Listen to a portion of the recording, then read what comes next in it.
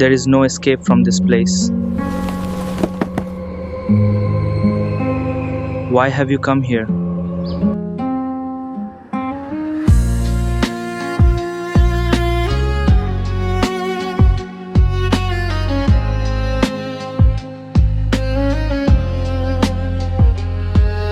আজ আর নীরব নদী নই আমি, পাহাড়ের বুক ছিঁড়ে নামা স্রোত। যে পাথর আমায় থামাতে চেয়েছিল, সেই শিখুক জলের কত জেদ। তুমি প্রতিদিন আয়নাকে জিজ্ঞেস করো, বলতো দাগটা কোথায়। আয়না হাসে, কারণ সে কখনো নিজেকে দেখে না। শুকনো পাতারও এক অদ্ভুত অভ্যাস, বসন্ত এলেও ঝরার গল্প শোনায়। যে ঋতু বিদায় নিয়েছে বহু আগেই, তার ছায়া নিয়েই সে নতুন বাগান সাজায়। আমি বহুদিন প্রদীপ ছিলাম, নিজেকে পুড়িয়ে আলো দিয়েছি। আজ বুঝেছি কিছু ঘর আলো চায় না, চায় শুধু আগুনে জ্বলতে।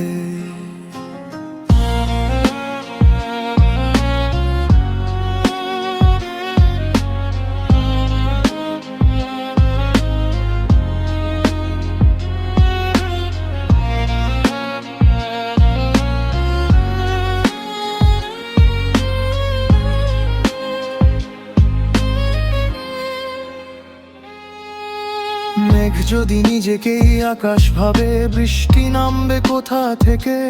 নদী যদি শুধু জানে গল্প গায়, সাগর কি তাকে আপন করে নেবে। তোমার শব্দগুলো কাটা ছিল না, ছিল অদৃশ্যলতা। ধীরে ধীরে জড়িয়ে ধরো তো, তারপর বলতো দেখো বন্দিত তুমি নিজেই।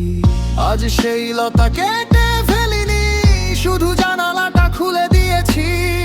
হাওয়া নিজেই ঠিক করবে কোনটা সুগন্ধ আর কোনটা বহুদিনের বন্ধ।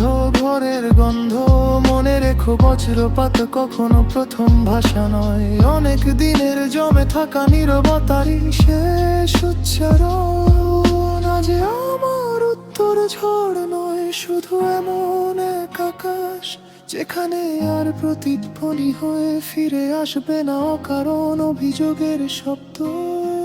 কারণ পাহাড়